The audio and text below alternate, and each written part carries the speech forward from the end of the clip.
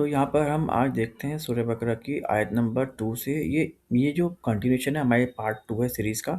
इस सीरीज़ में हम सूरह बकरा की सेकंड सीरीज़ को हम समझेंगे। तो बिस्मिल्लाहिर्रहमानिर्रहीम। इससे पहले वाली सीरीज़ में हमने अलिफ लाम मीम को पढ़ा था और हम अब आगे सेकंड सूरत से की सूरत आयत से स्टार्ट करते हैं। सेकंड आयत है हमारी ज़ालिकल किताबु ला रैब फ़ीह हुदल लिल मुत्तकीन। तो ये वो अज़ीम किताब है जिसमें कोई शक की गुंजाइश ही नहीं है और ये परहेज़गारों के लिए एक हिदायत है। तो यहाँ पर परहेज़गारों के लिए अल्लाह पाक ने मुत्तकीन मुत्तकीन यूज़ किया है, हुदल लिल मुत्तकीन, उनके लिए हिदायत है जो कि मुत्तकी हैं।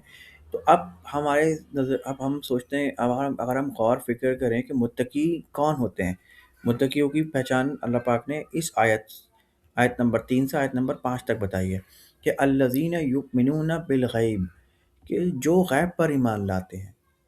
ऐसे लोग जो गैब पर ईमान लाते हैं। गैब पर ईमान लाने का मतलब क्या होता है कि जो हमें जो एक एक तो वो होता है जो हमें दिख रहा है, दूसरी बात जो हमें नहीं दिख रही है, मतलब गैब जैसे कि अल्लाह, अल्लाह के फ़रिश्ते, रोज़े आखिरत, जन्नत, दोज़ख, जहन्नुम, जितनी भी चीज़ें हैं उस पे उनका भरपूर ईमान होता है, जो कि बिना देखे भी यकीन मानते हैं, ठीक है?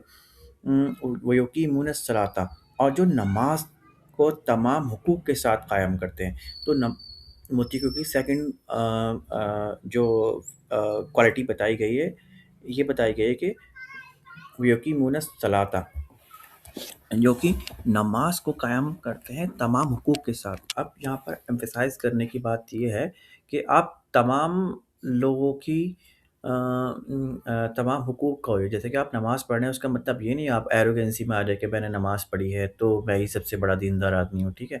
ऐसा नहीं है, आपकी नमाज़ आपके किरदार में झलकना चाहिए नमाज़ का असर। जैसे कि आपका वे ऑफ टॉकिंग में चेंज होना चाहिए, ठीक है? मान लो हम पहले नमाज़ नहीं पढ़ रहे थे, वैसे सबको नमाज़ पढ़ना चाहिए।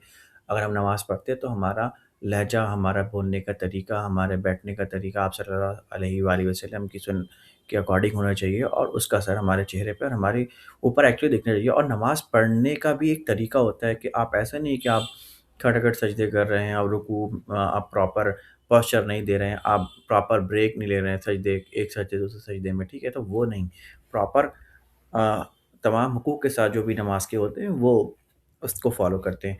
अब यहाँ पे तीसरी बताए बत किस्त बताई गई, मतलब किस्म बताई गई कि उनकी तीसरी क्वालिटी क्या होती है, मिम्मा रज़क़नाहुम युनफ़िक़ून, और वो उसमें से खर्च करते हैं जो अल्लाह पाक ने उनको अता फ़रमाया।